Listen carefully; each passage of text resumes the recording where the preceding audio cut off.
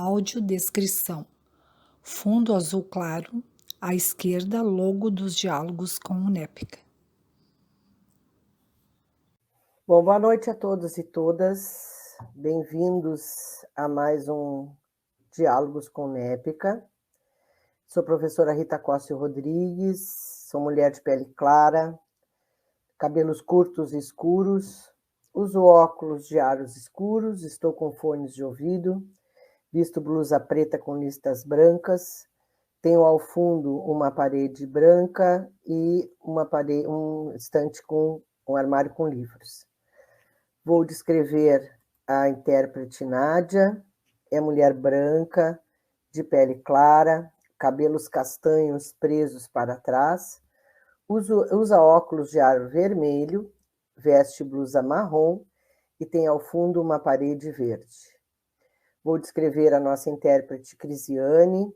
Crisiane é mulher de pele clara, cabelos castanhos presos, está com óculos de aros transparentes, argolas nas orelhas, veste uma blusa azul clara e tem ao fundo uma parede verde.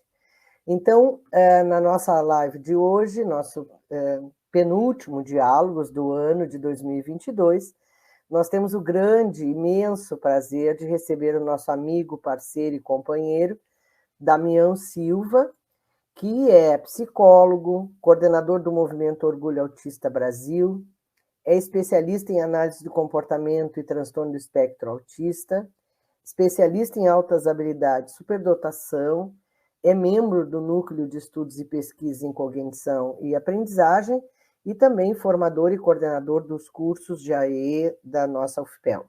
Dan, um prazer imenso termos essa conversa hoje com o tema, então, de transtorno do déficit de atenção com hiperatividade, o TDAH.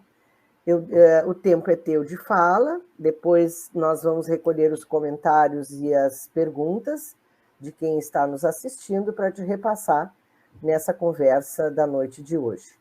Então, muito obrigado por aceitar o nosso convite, mais uma vez, nosso parceiro em todas as horas, em todas as formações que nós fazemos aqui do NEPCA, até pelo teu conhecimento, pela tua forma de pensar e tua forma de agir em prol da inclusão e também das questões específicas do autismo ou de altas habilidades de superdotação ou de TDAH, teu envolvimento profissional e acadêmico. Então, o tempo é teu e depois, então, nós retornamos para as perguntas. Muito obrigada, um bom trabalho a você.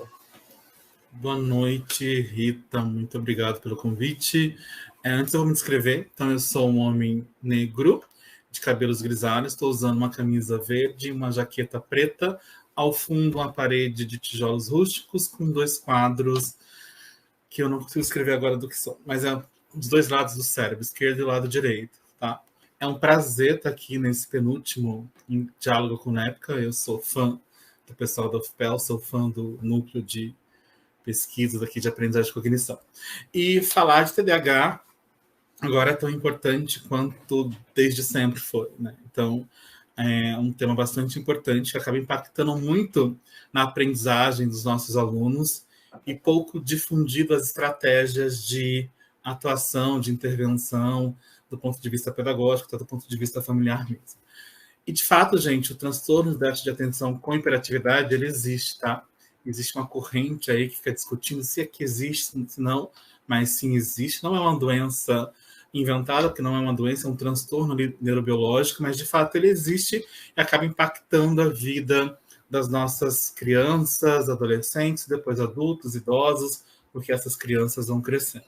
Então, o transtorno, né, o TDAH, é um transtorno neurobiológico de causas genéticas que aparece na infância e frequentemente vai acompanhar esse indivíduo ali por toda a sua vida e tem uma tríade de sintomas: desatenção, hiperatividade e impulsividade. Então, a gente vai ter alguns tipos de TDAH, mas para o diagnóstico ele vai sempre, os primeiros sintomas vão estar ali desde a primeira infância.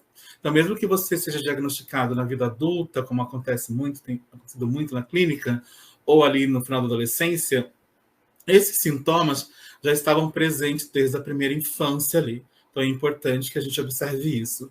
Mesmo que eu não consiga dar o diagnóstico, a Sociedade Brasileira de Pediatria, e a Sociedade Americana também não recomenda o diagnóstico antes dos 6 anos, mas esses sintomas já estão ali presentes desde sempre, causando algum impacto na vida dessas pessoas.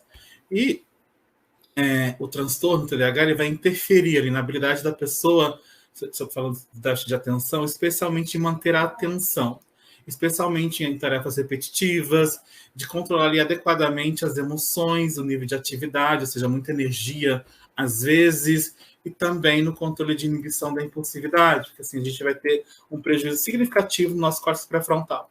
Então, a gente entende que muito cedo estamos em desenvolvimento, mas em algum momento isso vai começar a ter um delay de funcionalidade, ou seja, vai impactar na vida funcional dessa pessoa. Tá? Então, nós temos essas condições para ter o diagnóstico ali. Então, o que é o déficit de atenção? Eu posso ter déficit de atenção sem ser hiperativo? Posso. Eu posso ter o déficit de hiperatividade sem ter déficit de atenção? Posso, também posso ter os dois combinados. Por isso, uma avaliação bem importante com um bom profissional da medicina, neuropediatra, pediatra, psiquiatra infantil, ou algum médico ali especializado em adultos, até, e um bom neuropsicólogo para dar todo esse suporte para entender esse diagnóstico de fato. Muitas vezes também tem aquelas outras pessoas que se comportam ali como um TDAH, mas os sintomas são muito em função de outras coisas. Então, assim, gente ansiosa tem um pouco mais ali de energia motora, tem um pouco mais de falta de atenção para algumas coisas, a gente precisa observar melhor para ver se de fato tem esse diagnóstico ali investido e se é aqui. Então, o déficit de atenção, a pessoa tem uma dificuldade em manter a atenção concentrada, ou seja, a principal característica do TDAH é a dificuldade de manter a atenção concentrada. Então, nós temos alguns tipos de atenção: alternada, seletiva, compartilhada, e aí nós vamos ter uma falha significativa na atenção concentrada. Então, quando você vai aplicar uma bateria de testes, por exemplo, a BPA, que é uma bateria para medir a atenção. A gente vai medir lá a atenção dividida, concentrada, alternada. Geralmente, a pessoa com TDAH ela vai ter um déficit significativo nessa habilidade. E as outras habilidades podem estar dentro da média ou até acima da média. Essa é a questão. E aí, o problema ele tem uma origem, né, em uma condição orgânica relacionada a uma estrutura cerebral, ali chamada lobo pré-frontal. Tá? Então, essa é a grande questão da gente pensar onde tem uma origem cerebral que vai trazer essa dificuldade no cérebro, no funcionamento. Então, se eu penso, a gente está assim, ó.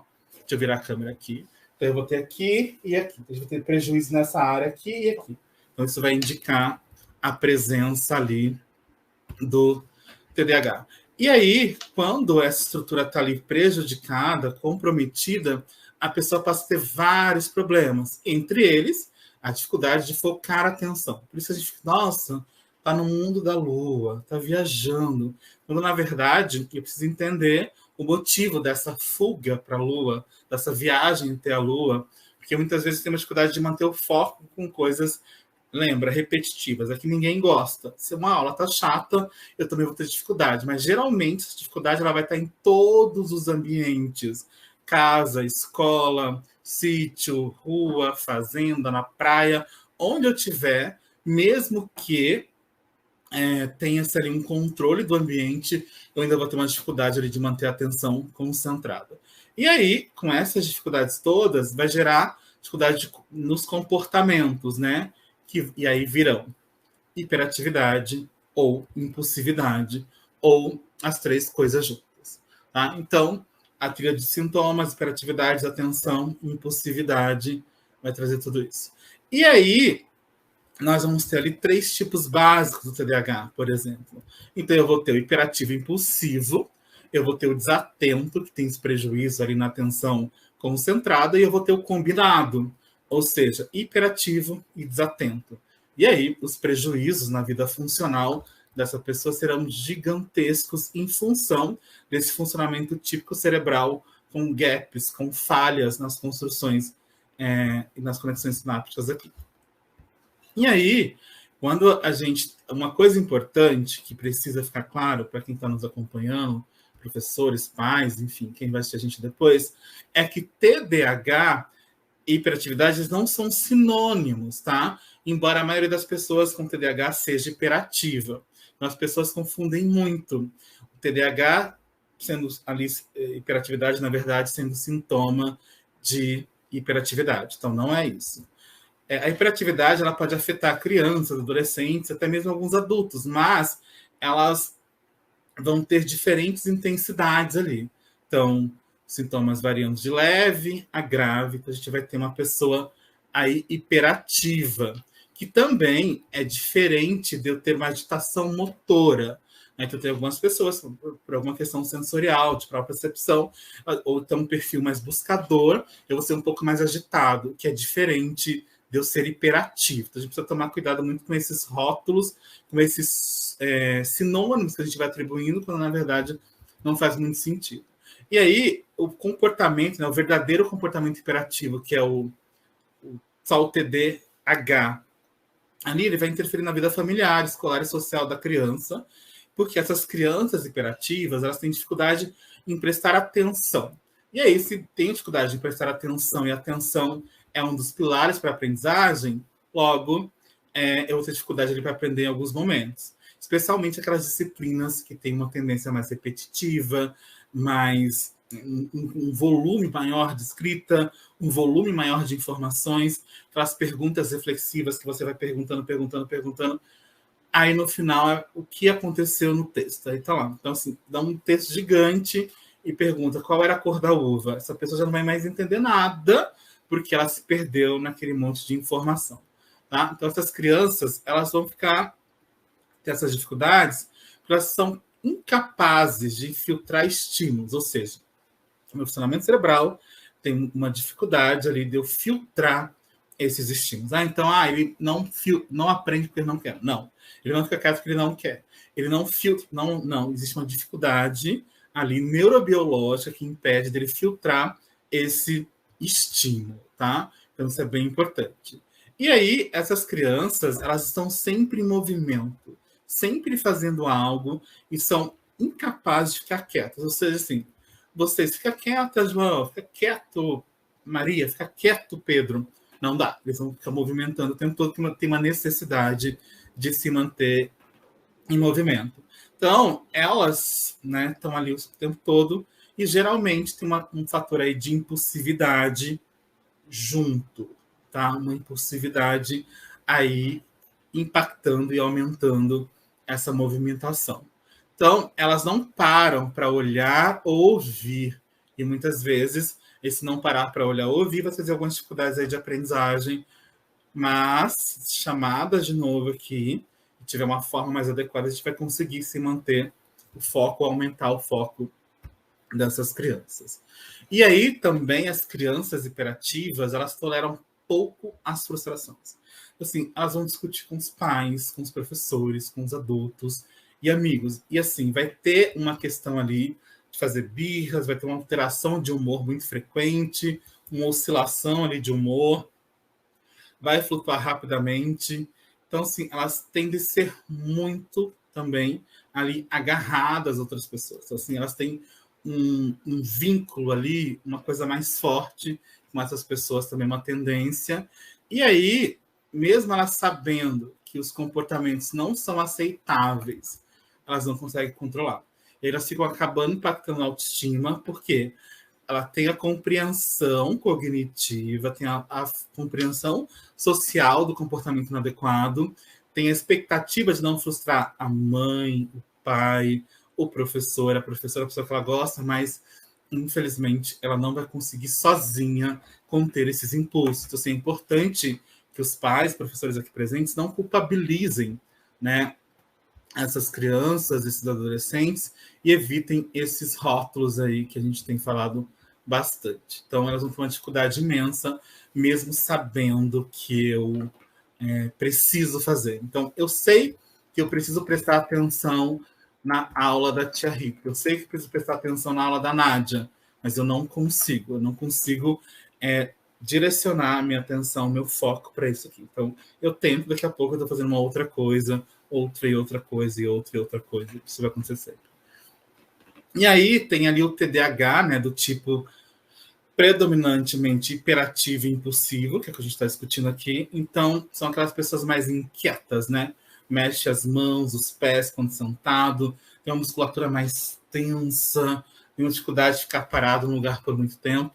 Então, geralmente, elas, quando a gente vai avaliar, elas ficam se movimentando. Isso parece aqueles artistas de circo, sabe?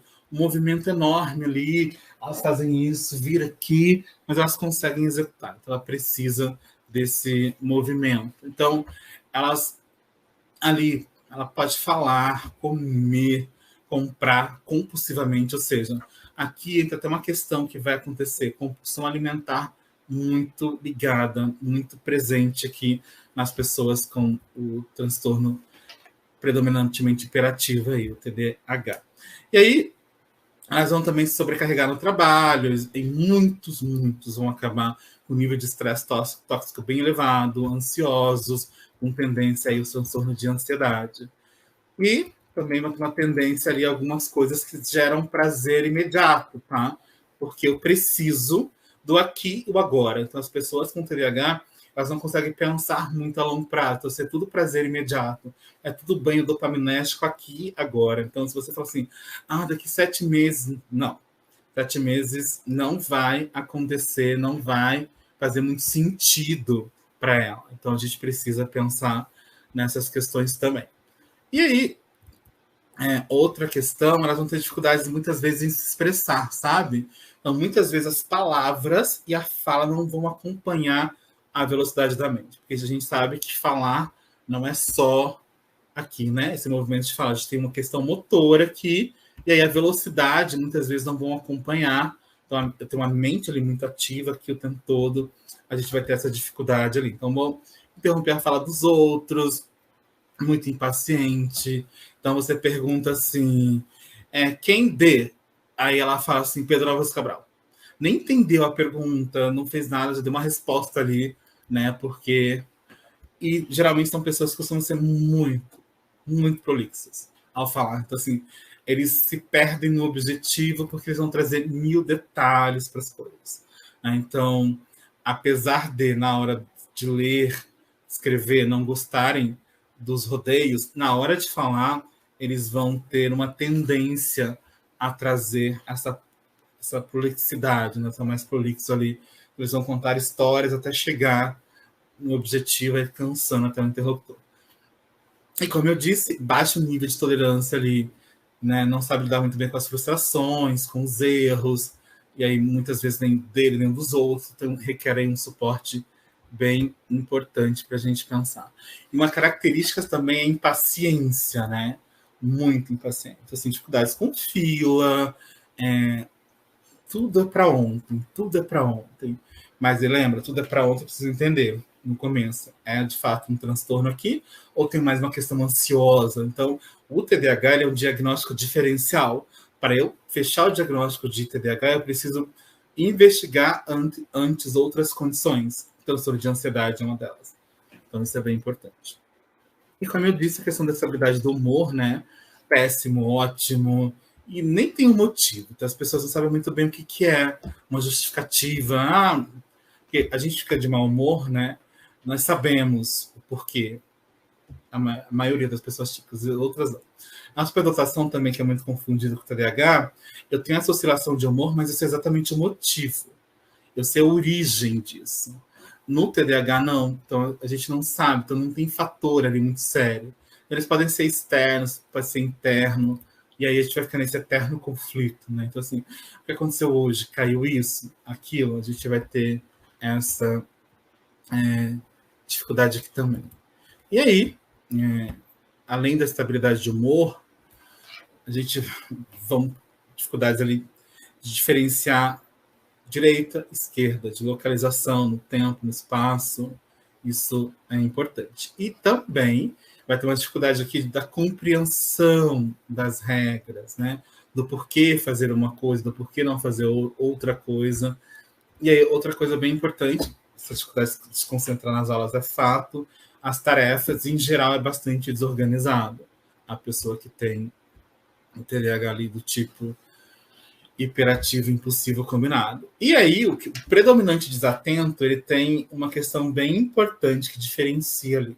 Então, geralmente, eles vão desviar facilmente a atenção do que se está fazendo. Então, assim, são aquelas pessoas mais sensíveis que eu estou conversando com vocês aqui agora, é bem importante.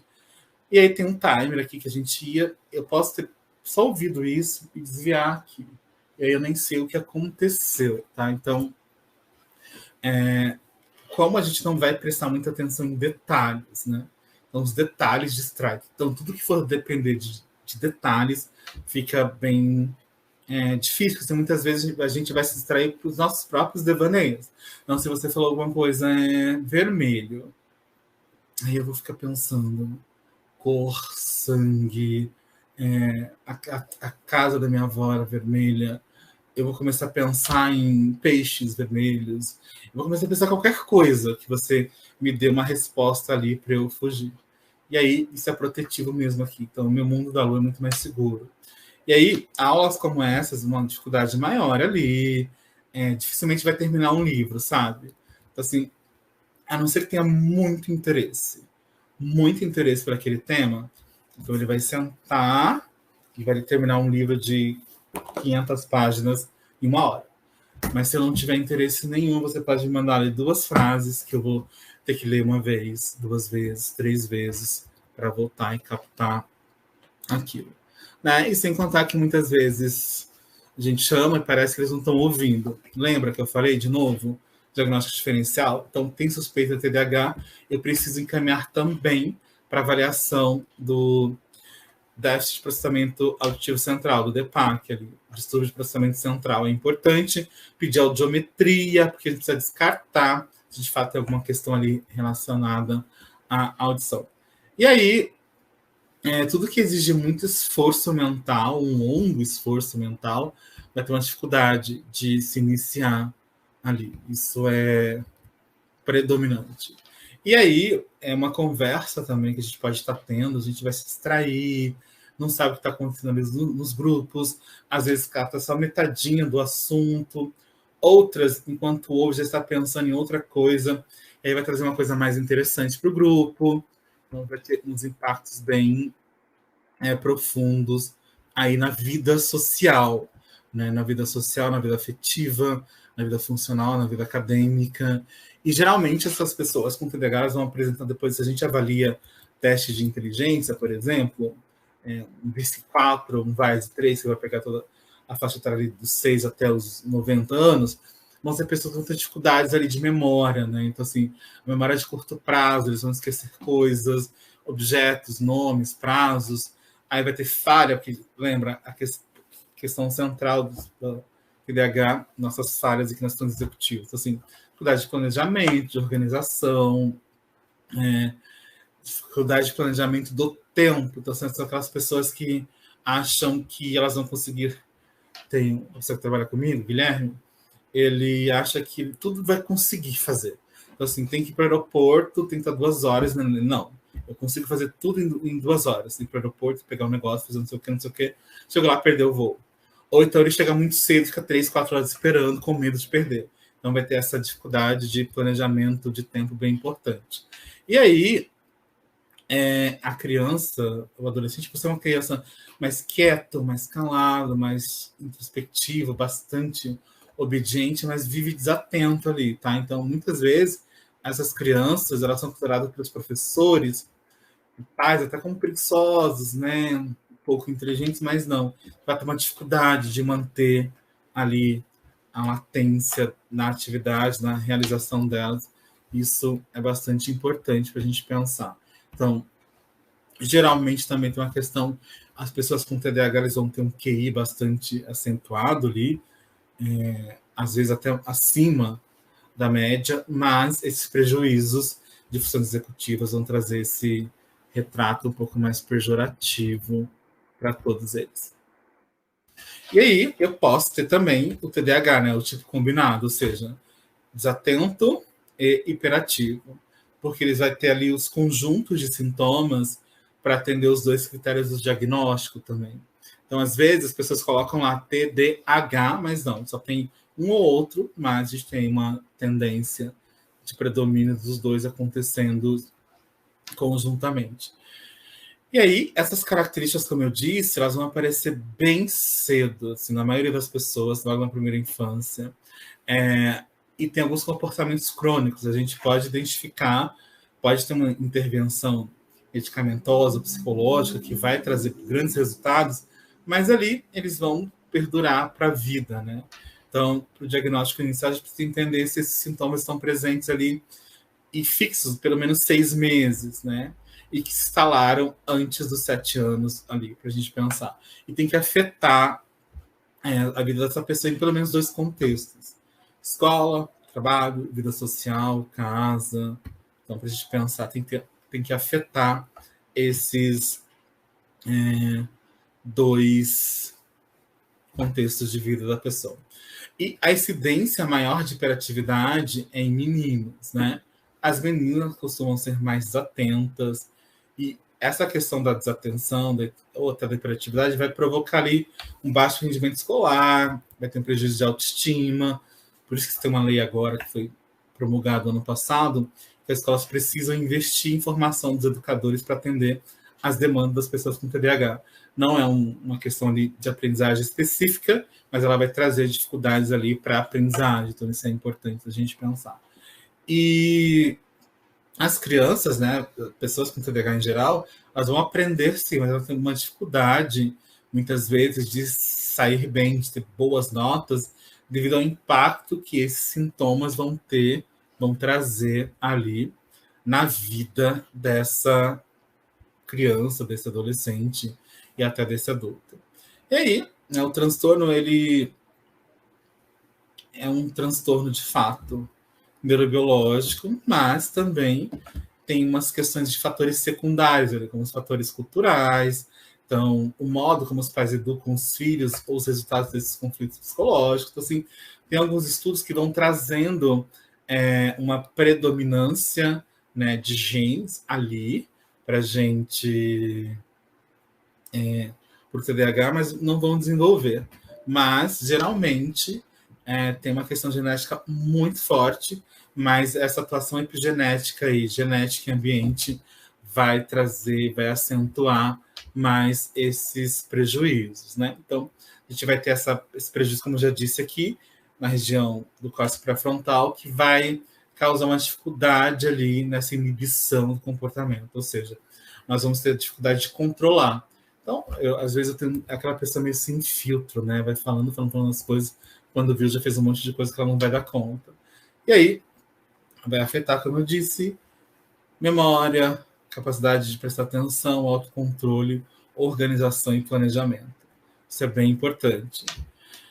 A prevalência, nós temos alguns estudos que dizem que entre 3% e 5% das crianças, adolescentes em idade escolar vão ter o transtorno de déficit de atenção e hiperatividade, mas nós não temos ainda estudos com a prevalência sobre na adolescência ali, bem significativa, ou idade adulta.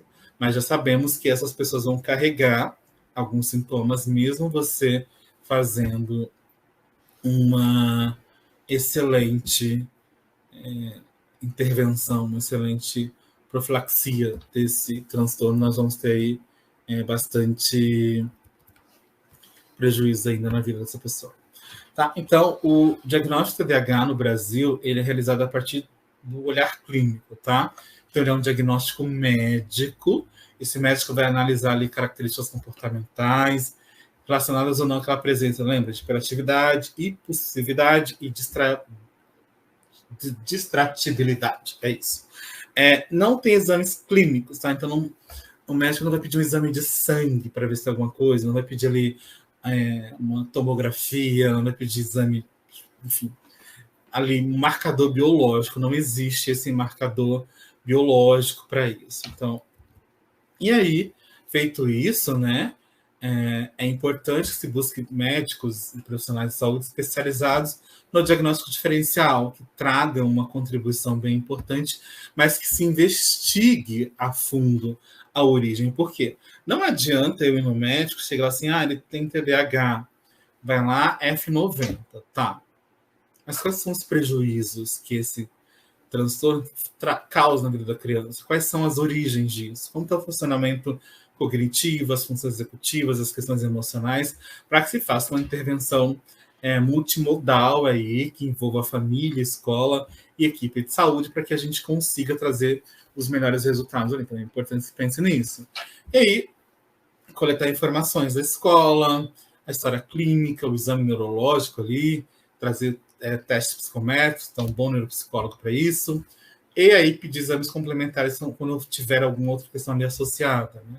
Então isso é bem importante, mas lembrando que não tem nada que marcar o diagnóstico para a gente solicitar. E aí o diagnóstico TDAH ele é muito amplo, então ele é muito cuidadoso, eu preciso compreender todo o processo de desenvolvimento humano, ali, os marcadores do desenvolvimento infantil, os impactos desses prejuízos na vida acadêmica dessa criança, é isso que a gente vai trazer. Então, e aí, a avaliação, como eu disse, vai incluir tratamento intelectual, acadêmico, social e emocional. Por quê? Os prejuízos, né, do nosso córtex pré-frontal vai impactar as relações sociais, as relações de aprendizagem, o trabalho, as pessoas têm uma tendência a procrastinar muito, muito, muito. E aí eu preciso compreender o que está levando a esse funcionamento. Então, essa amplitude das informações para a gente trazer. E, feito isso, lembra, é um diagnóstico diferencial que eu preciso descartar outras possíveis patologias. Problema de audição, problema de visão.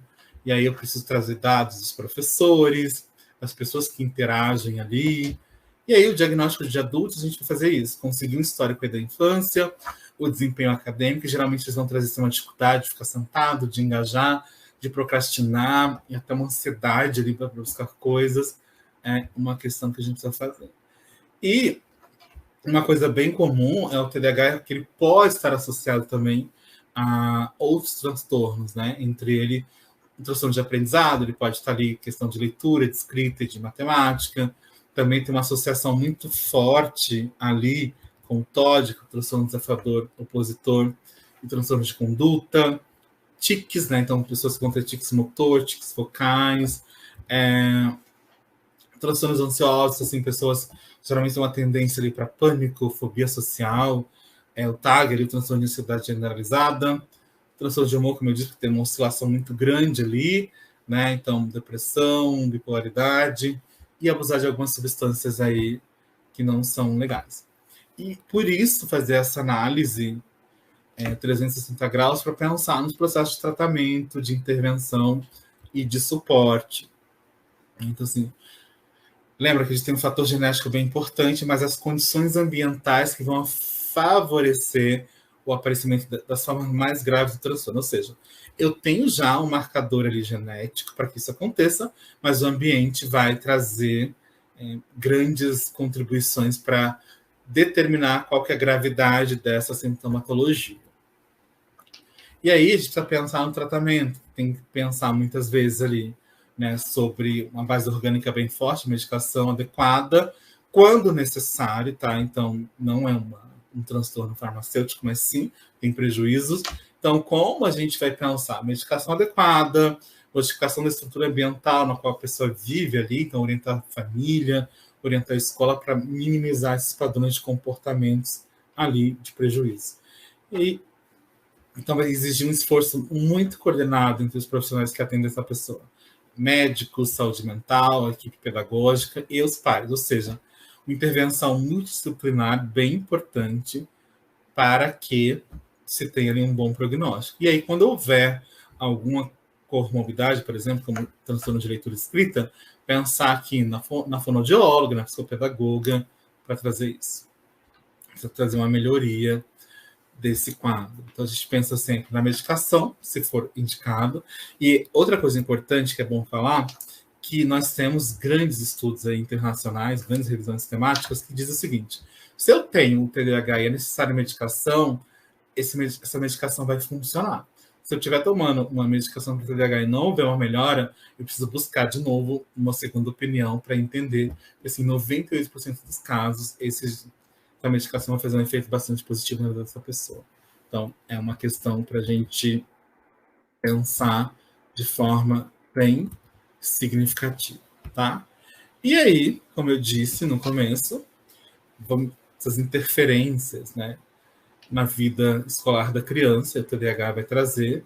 E aí eu preciso lembrar que todo mundo aprende de alguma forma, mas essas pessoas vão aprender de maneira diferente. Geralmente eles são muito criativos, né? Mas eu preciso entender quais são as dificuldades que ele tem, o que essa prejuízo de atenção acarreta, né? Como que eu posso explicar melhor para ele sem que ele viaje, né, ali no mundo da lua.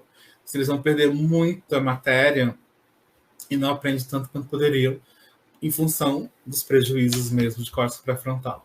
E aí é importante que a gente pense nas formas de atender esses alunos, né? Porque os prejuízos no ambiente escolar, por exemplo, vão desde a dificuldade de manter a atenção até na compreensão e seguir as instruções para fazer as atividades. Então, dificuldade em organizar as tarefas, dificuldade, a má administração do tempo, assim, tem uma prova que vai demorar 1 hora, e fica, e de repente ele começa a fazer. Já foi ali o tempo da prova.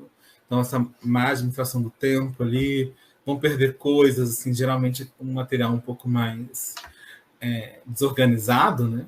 E aí também vão ter problemas com sons das letras, por exemplo, uma relação ali grafema-fonema bem importante, ou seja, eles podem trocar ou alterar ali a ordem escrita, a dificuldade de forma, tamanho, né? E aí também vão ter essa falta de estabilidade ali na mão, aí muitos não vão gostar de escrever, de recortar, em função disso. É uma questão que a gente precisa pensar. E aí, apesar deles terem muitas ideias criativas, né, eles não conseguem começar, por exemplo, uma redação por falta de planejamento e organização. Qualquer estrutura, início, meio e fim. Aí eles estão lá com as ideias flutuando, um caldeirão de ideias, mas não vai conseguir colocar no papel em função do prejuízo da função executiva chamada planejamento. E aí que vai entrar o pessoal de suporte pedagógico para conseguir melhorar a vida dessa criança aí, que é bem importante, né? E aí você está aqui, você me manda fazer alguma coisa, eu vou esquecer, né? Então, às vezes eu vou te perguntar. Eles têm uma dificuldade bem importante, professores, de ler em silêncio. Se quem gosta de pedir, eles não vão conseguir ler em silêncio. Se vocês conseguirem para que eles leiam em voz alta, né, eles vão melhor. Então, olha uma dica grátis aqui para vocês. Nunca peçam leitura silenciosa para o TDAH. Eles têm uma dificuldade imensa, mas se você pedir ali oralmente, eles vão se concentrar mais e melhor. Então, os resultados vão ser mais significativos ali. Tá? Essas pessoas, assim, elas vão, né, lembra que eu disse no começo, se perder ali na prolixidade, vão mudar as coisas mais rápidas para fazer. Então, às vezes eles entram em alguma discussão que não tem nada a ver com eles só passaram a ouvir o final da palavra, eles voltam achando que a gente não está muito afetivo com eles, então tem essas questões todas. Por isso que eu preciso sempre pegar essas crianças, trazer esse adolescente, no mesmo tom de voz, não foi isso que eu disse isso, isso, isso. Você precisa fazer isso. Então, sempre pistas muito curtas. Faz isso, faz isso, né? Então, pistas visuais são bem importantes para essas pessoas. E aí, quando a gente vai avaliar, né, a gente pede material escolar, a gente já, olha, esse caderno é um caderno típico de um TDAH. Esse caderno é um caderno típico de um superdotado, típico da dupla personalidade, que tem um funcionamento bastante peculiar nessas condições quando acontecem, tá? E aí, o papel do professor ali, né? Então a gente precisa entender que nós precisamos trazer a melhor forma para os alunos aprenderem. E aí, muitas vezes, né, coisas muito simples que a gente pode fazer vai trazer grandes resultados ali. Então, a primeira coisa é você entender que, de fato, existe um prejuízo neurobiológico. Não é preguiça. Não é preguiça. Não é preguiça. Então, e não é que ele está te desrespeitando, não é que ele é opositor. Existe uma dificuldade ali neurobiológica para que ele compreenda esse funcionamento padrão que a gente está acostumado ou está esperando. Então, eu preciso compreender isso literalmente. E aí buscar, né, estratégias bem mais básicas de como ele fazer uma que eu já falei aqui, que é permitir ele ler em voz ali, para ele compreender, fazer instruções sempre escritas ali mais curtas, regras claras ali, repetir sempre, pensar nas adaptações ali. Uma coisa bem importante é sempre introduzir um conceito de cada vez. Um conceito de cada vez, dividir a matéria que é longa em segmentos mais curtos. Por exemplo, ao invés de eu fazer 1h30 de atividades, fazer 10 atividades ali dividido em 1h30, mais curtinhas, sabe? 5 minutos para cada, porque ele vai render muito mais do que fazer 2 tarefas em 1h30, por exemplo. Então, faço 12 coisinhas. 12, descanso pouco. Descanso pouco. Descanso. No final, ele vai fazer as 12, vai atingir os resultados das 2 maiores, mas vai ter ali o seu momento de busca de dopamina bem importante, que ele vai conseguir fazer isso. Tá? E sempre objetividade, né? Muito objetivo para essas pessoas conseguirem seguir ali. E aí tem o jargão mais famoso do TDAH, assim, pega a criança e senta do lado do professor. Então, isso é uma questão para a gente tirar os estímulos distratores dele, né? Mas não é só isso que a gente consegue fazer. Inclusive, tem até uma lei no Rio de Janeiro que está lá dizendo, e no Espírito Santo, que tem que colocar sempre o TDAH ali perto do professor. Não, que na verdade precisa encontrar um lugar perto de distratores, que pode ser o distrator está ali perto da professora, deixar mais ansiosa, e aí a gente vai conseguir organizar as coisas, né? Mas tem muitas coisas importantes para a gente fazer. Uma aula de educação física ajuda muito.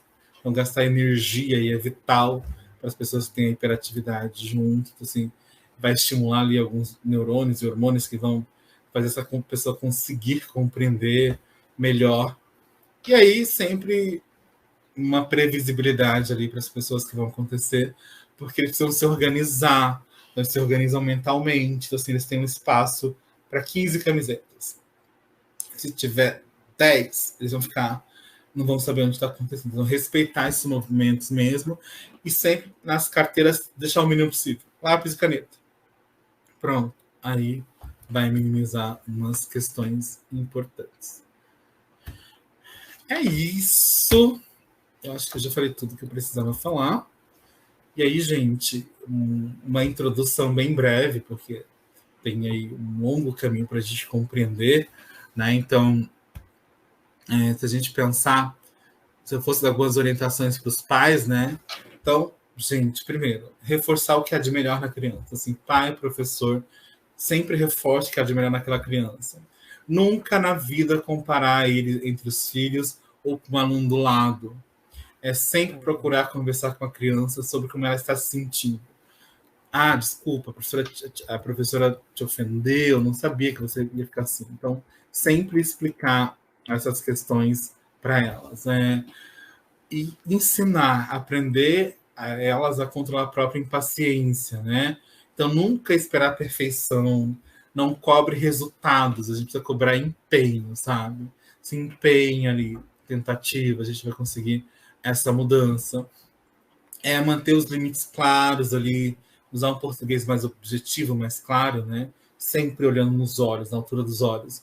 E não exigir mais que a criança pode dar, porque eu preciso considerar 2 coisas. A idade dela e também compreender que existe um prejuízo aqui de funções executivas para a gente pensar para essa criança se desenvolver melhor. Então, é uma questão importante.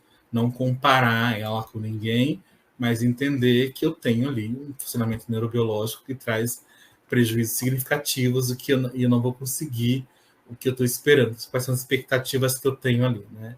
Então, é uma dica importante. E para as escolas, se tiver professores aí que eu sei que tem bastante, a gente tem que pensar o seguinte, antes de qualquer coisa, os professores devem ter suporte de uma avaliação que digam assim, qual que é a dificuldade mais importante desse aluno com TDAH? o que mais atrapalha o desempenho escolar daquele aluno. E aí, se a gente conseguir responder essas perguntas, o professor vai conseguir criar melhores condições para traçar ali as estratégias que vai aplicar em sala de aula. Ou seja, conhecer o aluno de fato, o que está atrapalhando ali o desempenho dele, né? Então, essa é a questão. E talvez uma parte mais difícil, e eu sei que é, porque eu dou muita formação para professor, não criar expectativas de fora da realidade, sabe? Também não se sentir culpado, principalmente pelos comportamentos disruptivos que ele tem às vezes. Então a gente não vai criar expectativas fora da realidade, professor, me prometam isso. E essa é a parte mais difícil, eu sei.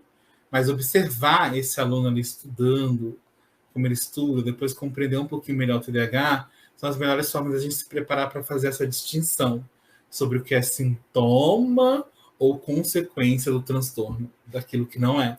Então, é muito importante que a gente consiga e tenha um cuidado imenso para a gente não repreender o tempo todo os sintomas primários, sabe? Eles não podem ser punidos, como a impulsividade, a hiperatividade, a desatenção, isso não pode ser punido. Então, isso é importante para a gente. E, às vezes, essa flutuação do humor ali, esse cansaço deles, podem impactar nessa inclusão, mas lembrando que eu tenho condições de pensar em listas mais adequadas, deixar ele anotar, fazer provas mais objetivas, nunca pensar na culpabilização desses transtornos. Conversar com os pais, né? Qual é o método mais fácil que ele estuda em casa, e pensar. E no ambiente escolar, gente, evite sempre instruções muito longas. Essa é a grande questão. E aí, uma grande questão para te envolver nesses alunos é solicitar ali que ele repita, por exemplo, a instrução que você acabou de dar para ele. E aí a gente vai conseguir fazer. Mas não faz só com ele, sabe? Faz com outro também. Vai alternando isso, cria essa rotina ali da gente estruturar para não rotular, né, Dan? Não rotular, né? Porque a gente tem o PS, encontrou a saída, fica ali. A gente precisa pensar muito nisso. Assim, eles acabam bem envolvidos, engajados, mas a alternância entre os alunos aumenta, inclusive, a atenção de toda a turma. Por quê? Eles ficam na expectativa de quem vai ser o chamado amanhã. Sabe? Amanhã. Presta atenção na instrução, no tipo de atividade, né? Porque podem ser chamados a qualquer momento, né? Isso. Isso é muito bom. É isso, gente. Dan, eu fico muito, muito feliz assim, com essa nossa noite, porque a lei também, a 14254, né, tem trazido muita angústia aos professores e famílias, mas aos professores principalmente, porque também é um compromisso, passa a ser compromisso, sempre foi, né, não é de agora, mas agora legitimado através da lei, do compromisso da escola também desenvolver estratégias pedagógicas, apoios pedagógicos. Eles não são público a ser apoiado pela educação especial, segundo a lei ainda, ou pode vir a ser ou não, mas a escola tem o compromisso desse apoio, ou seja, de atender o que, como tu muito bem explicou no decorrer da tua fala, essas especificidades. Quer dizer, vamos romper com aquela ideia de que os pais não estão cobrando, ou ele não está com interesse, está fazendo corpo mole, é preguiça, é má vontade. E também uma situação que muito se rotula, dizer que é falta de limites, né? Que os pais não estão dando limites, que os pais não estão cobrando o suficiente. Então, poder fazer essa relação do transtorno com a situação daquela pessoa, né? Como que ele está se colocando, porque isso também vai afetar muito a autoestima, vai afetar a imagem de si, né, a sua identidade. Então, isso pode ainda afetar mais. E o que eu tenho visto ao longo do tempo é que a busca pelo diagnóstico é muito mais quando há uma questão comportamental junto. A desatenção por si só, né, parece que não chama a atenção de professores o suficiente, mas a questão comportamental. Então, não para quieto, responde antes de todo mundo, não sabe esperar a sua vez, não consegue ficar numa fila, não consegue ficar sentado, e isso afeta mais porque se evidencia, né? Mas toda a situação é complicada. E aí, outro ponto também que eu fui anotando aqui de todas as tuas falas, muito boas e importantes, né? Eu acho que todos os pontos que abordasse foram importantes, mas a relação do TDAH com o transtorno do espectro autista. A gente sabe que, em média, 50% das pessoas, das crianças e jovens e adultos com transtorno do espectro autista apresentam também TDAH, né? Ou pelo menos um dos aspectos, como tu mesmo falaste. E essa é uma relação que as pessoas vão botar tudo no mesmo bolo, e na verdade não, né? Como tu já explicou, cada um vai fazer o seu caminho diagnóstico, mas pode também confundir o diagnóstico, né, Dan? Pode causar uma confusão no diagnóstico no momento que uma situação está junto com a outra. A mesma coisa, transtorno de ansiedade, mas no TE é muito comum isso, né? E aí as pessoas precisam pensar no tipo de adaptação que a gente tem, porque se tiver uma comorbidade com autismo, a gente vai ter ali já uns prejuízos bem importantes, né? Especialmente ali na interação social, na comunicação social. E aí, se eu tenho um TDAH presente, isso vai impactar ainda mais esses dois pontos, vai impactar ainda mais a ansiedade, vai impactar ainda mais em prejuízos cognitivos. Mas aí a intervenção ela vai se dar por base, por exemplo. A gente vai pensar o quê? Qual é o sintoma que está trazendo mais prejuízo para aquela criança naquele momento? São questões do TDAH ou questões do autismo? E aí pensar na intervenção adequada, por exemplo. Se a gente fosse pensar numa criança que tem TEA e TDAH comórbidos, mas não tem prejuízo cognitivo. Então, assim, o que vai impactar na aprendizagem dele? É a integridade da atenção sustentada. Fato. Por quê? Aí eu vou ter um prejuízo mais acentuado, que eu vou ter prejuízo de atenção compartilhada no autismo, que vai impactar na aprendizagem, que é estritamente importante. E aí sempre pensar de novo nas escolas. Se eu preciso de atenção, toda e qualquer coisa que demande muita atenção, por exemplo, prova, que vai ficar... a gente faz logo na primeira hora da aula ali. Não deixe as coisas ir acontecendo. E aí pensar nessas intervenções de cada um dos transtornos para que a gente consiga acessar e trazer melhores resultados ali. Por isso que uma boa avaliação ela é importante. Por isso que o diagnóstico diferencial ele vai trazer esses resultados para os professores. E aí as pessoas vão aprender mais. Porque o professor aprende tanta coisa, né, gente? A gente vai aprender até a ler a avaliação neuropsicológica, porque assim, muitas vezes assim, eu recebo lá no Instagram. Você pode me dar uma atividade para TDAH? Não, eu não posso, porque assim, eu não conheço a Rita, eu não sei qual que é o impacto que está tendo ali a atenção concentrada, está impactando aonde, né? Tem ali motor, como que está a velocidade de processamento dessa informação. Não posso, porque assim, é o mesmo CID, mas não é o mesmo funcionamento.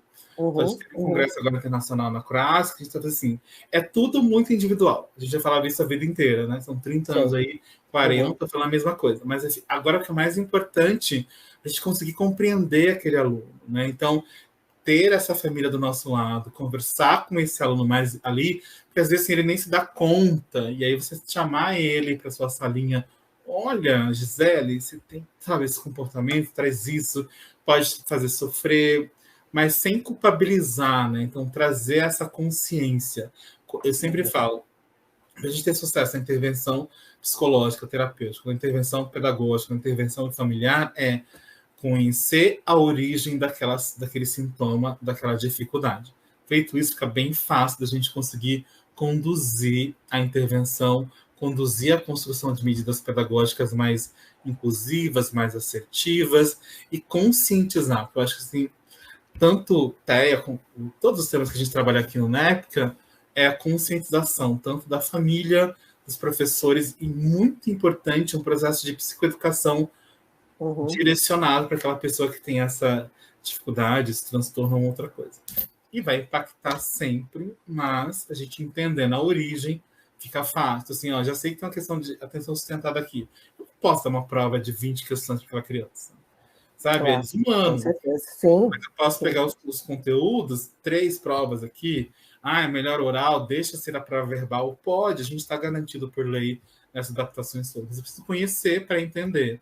Né? Se eu compreendo, eu consigo atender melhor. Que se eu não massifico essa informação, né, Dan? Porque assim, todo mundo que tem TDAH, então eu vou fazer prova. Não, é individual. O que está impactando? Isso que tu falou, eu acho que é importante que os professores e todos que estão nos escutando levem muito em consideração. O que está impactando para aquele sujeito? né, para aquela pessoa, naquela situação de escola, naquela situação de família, e não colocar todo mundo na mesma situação, né? Porque muitas vezes ele foi desenvolvendo estratégias próprias para determinadas situações. Então, perguntar, né? Olha, se tu ler em voz alta vai ficar melhor para ti, ou se eu dividir a prova, também poder escutar a pessoa e como ela vai construindo as suas estratégias. Porque internamente nós também vamos tentando nos virar, né? Sim, e eles construindo conseguem. estratégias para nos virar nas situações. Agora, o importante é tirar esse estigma de que é falta de limites ou que é falta de interesse, buscar um diagnóstico seguro, multiprofissional, competente e também os recursos posteriores, também de apoio terapêutico, de apoio psicopedagógico, de apoio à família, que vai precisar disso também, né, para poder entender, e o professor também. No momento que ele pensar a sua sala, pensar a sua estratégia, o seu currículo, para atender todas essas realidades, né? E eu acho um ponto muito importante, assim, que eu a vida inteira ouvi da aluno com TDAH ou aluno que não está, bota sentado na mesa do professor. Isso sempre me deixou incomodada, porque muitas vezes o ventilador ficava perto da mesa do professor. E ali atrapalhava muito mais, né, aquele distrator, atrapalhava muito mais do que se ele tivesse com o seu grupo. E outra, a interação com os pares, que é necessário também. Então, vamos tirar também esses rótulos, né, de o TDAH tem que fazer tal coisa, ou não tem que fazer tal coisa. Depende daquela situação, daquele sujeito, daquela nossa avaliação, toda complexa, mas também pedagógica, do professor da sala, de como funciona a sua turma, né, como funciona melhor. Não concorda, Dan? É exatamente isso. A gente estava com um caso aqui, ele chegou com uma suspeita de estava com dificuldade de leitura. E aí, de fato, era um quadro de TDAH, e a primeira orientação da profissional, da médica, foi assim, manda sentar do lado da primeira cadeira da professora. Só que ele tinha uma questão visual, né? Então usava óculos aqui. E aí, na primeira carteira tinha o reflexo do sol na lousa.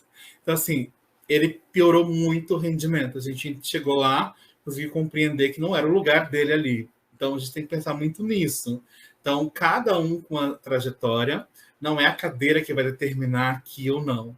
É mais esse nível de concentração que a gente vai ter e pensar nas estratégias. E a gente pegou, trocou ele de lugar, colocou ele de novo ao fundo, onde ele se sentia melhor e direcionou as estratégias ali.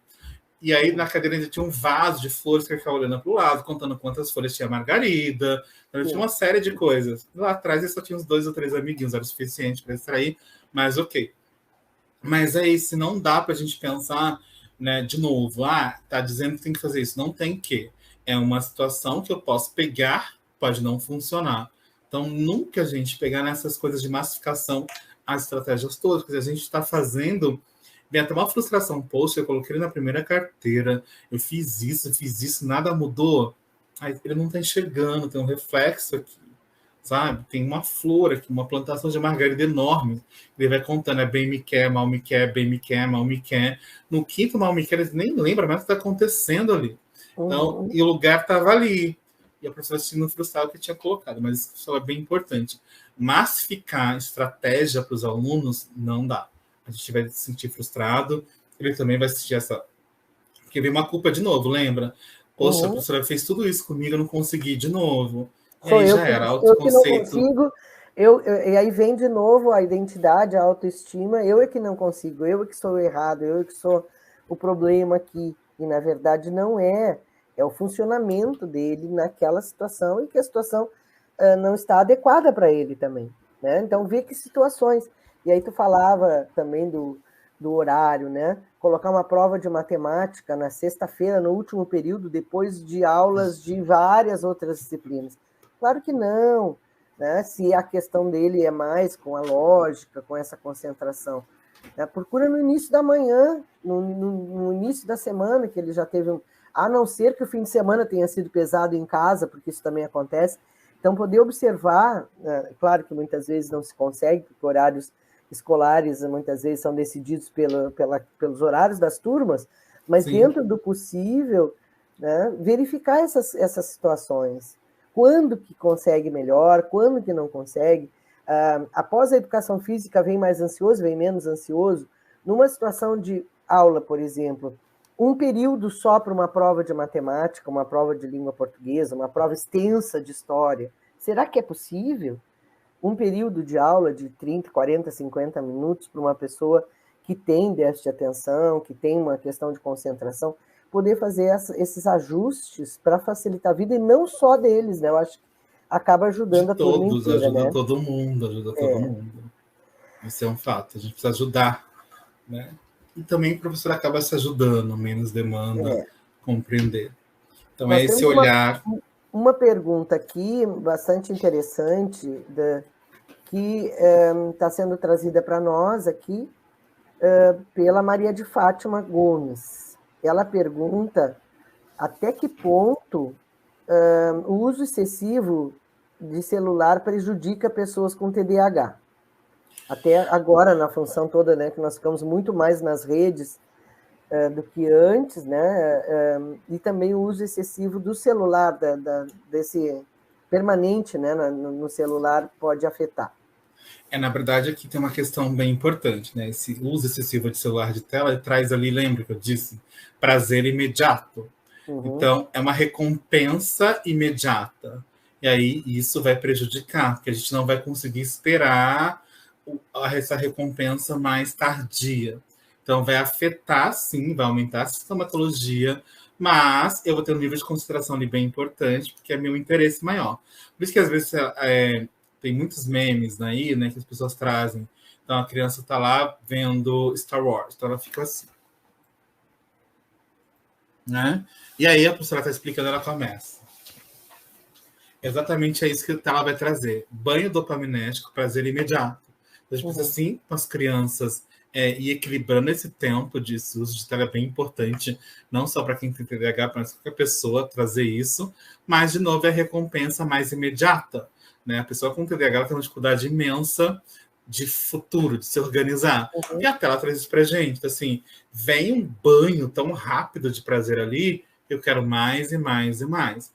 Mas também, se a gente usa bem as telas, é um bom fator importante para o tratamento. Nós já temos estudos que indicam que a gente pode usar, sim, as telas, os jogos, para minimizar, mas tudo preparado de acordo com aquela pessoa ali.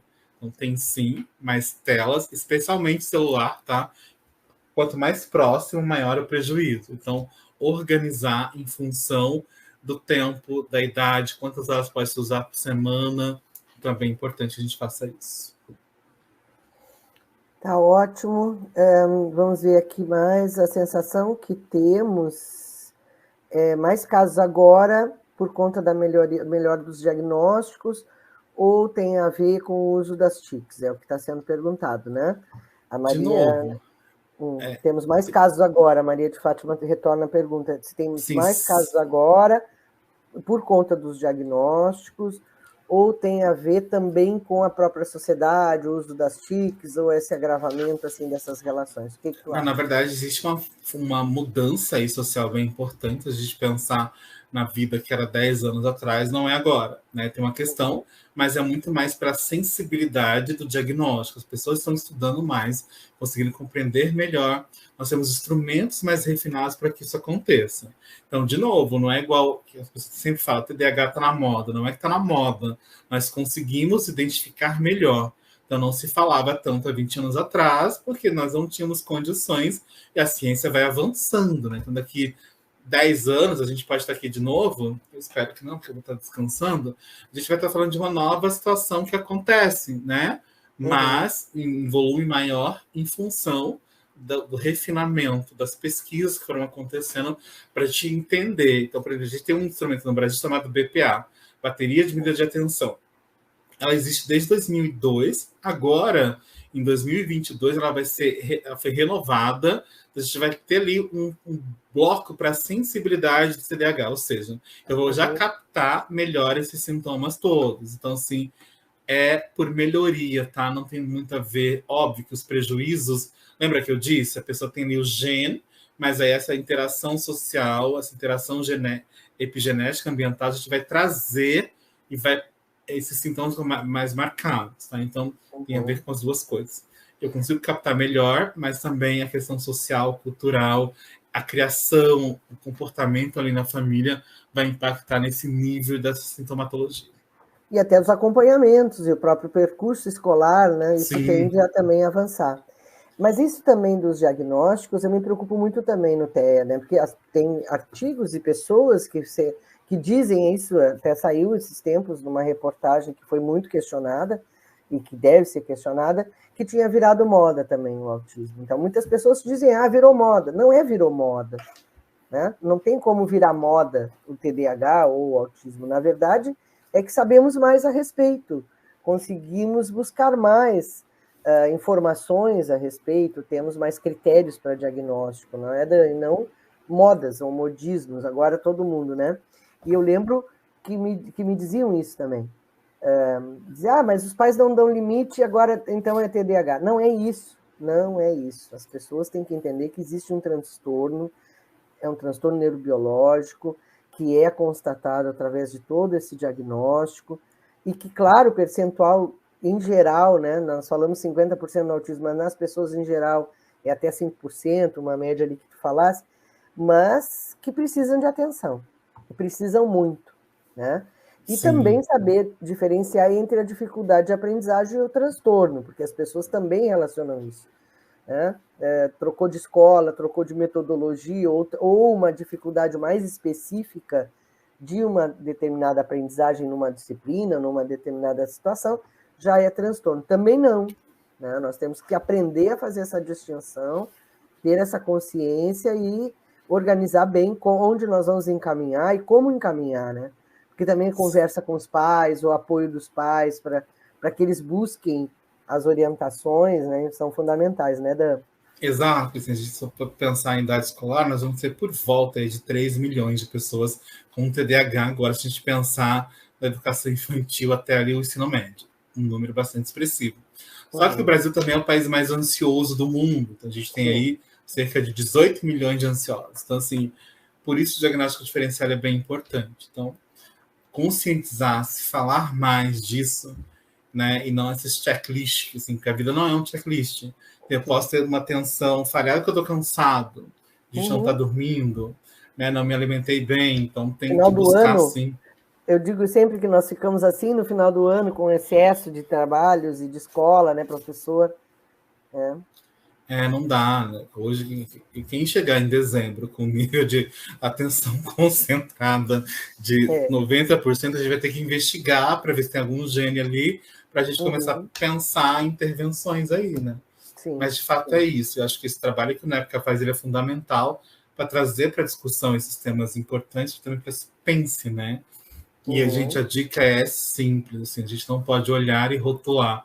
Hoje deu uma entrevista para a TV sobre birra. E aí tem Uhum. uma diferença muito grande da birra, que é ali uma birra que é necessária para essa criança ir a atingir seu pico de Uhum. desenvolvimento, do que uma birra ou um comportamento disruptivo em função da hiperatividade, do autismo, Uhum. do Uhum. TOD. Então é importante, e para os pais que estão para a gente aqui, não liguem para o olhar julgador do outro. Uhum. Entenda a sua rotina, entenda as suas dificuldades, acolham seus filhos, se acolham, sabe? As favas, quem está julgando, que está vivendo é você. E vida perfeita não existe. Essas crianças estão sim em sofrimento.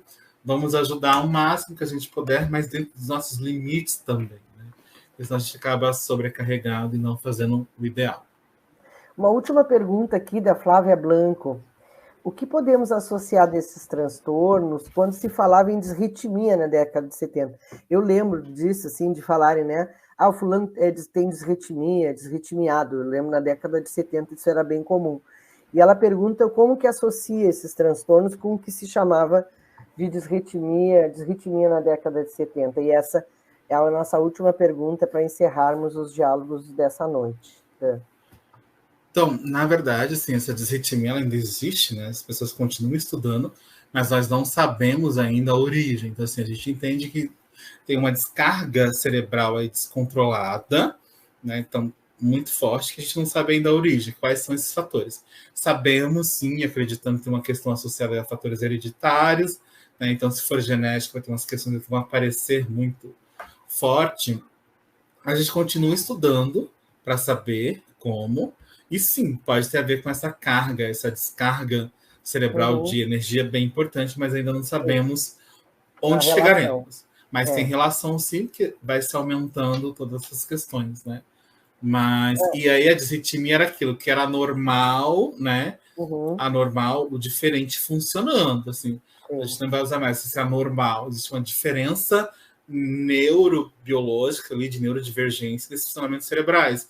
Conexões sinápticas mais rápidas acontecendo, uma descarga elétrica muito forte, e aí a gente precisa entender, é bem importante. Bom, a última mesmo, então, da Jaqueline, muitas crianças têm apresentado déficit de atenção e atualmente, né, ela percebe nesse retorno e ela pergunta se pode estar acontecendo diagnósticos apressados em relação a impactos da pandemia sendo confundidos, né, ou crianças que ficaram na pandemia nas telas ou online e agora com esses impactos e de repente um diagnóstico mais apressado. Essa é a pergunta da Jaqueline. Isso pode acontecer, somos humanos, somos falhos, né? Mas o importante é que a gente sempre pense, se está com a sintomatologia, tem que mandar para intervenção. Tá? Qual é a intervenção mais adequada? Pedagógica, orientação familiar, suporte? A gente tem que pensar. E aí, de novo, como eu disse, se tem um diagnóstico instaurado, esse transtorno, o funcionamento ele vai se permanecer. A gente vai ter que sempre pensar em intervenção ali de no mínimo 6 meses para ver se esses sintomas desaparecem. Lembra que eu disse? A atenção ela pode ser prejudicada pela ansiedade. A gente teve aí uma privação social muito forte, e aí outra rotina, tem um costume aqui. Mas também a gente não pode atribuir tudo à pandemia também, né? Porque a gente vai ter, por exemplo, uma geração que foi pré-pandemia, ali de 4, que ficou os dois, uma geração que nasceu e agora que a gente está posto. Assim, importante sim, mas é sempre bom buscar esse diagnóstico mais refinado. Se chegou o seu diagnóstico médico, vamos buscar o suporte psicológico, pedagógico, fonoaudiológico, para a gente entender, como disse, a ansiedade ela vai impactar tanto na atenção. Por isso é importante de uma avaliação neuropsicológica para ver qual que é a atenção que está prejudicada. É alternada, é a dividida ou é a concentrada? Ter a concentrada, a gente entende que de fato existe o diagnóstico. Eu acho que novamente, né, retomando assim para esse final, né, essa individualidade, né, e analisar as circunstâncias. Também não podemos dizer assim, tudo é pandemia ou não é pandemia, o que já vinha acontecendo antes, como que esse retorno também se dá para a sala de aula, porque são hábitos novos, crianças que estão reaprendendo a estar no grupo, a estar socializando, a socializar com seus pares, é toda uma situação. E, novamente, não fazer essa marca, assim, ausência de limite, ou é questão da pandemia, mas individualizar. Eu acho que até pode ter interferência, pode ter alguns agravamentos, né, mas acho que os estudos vão nos mostrar isso na sequência.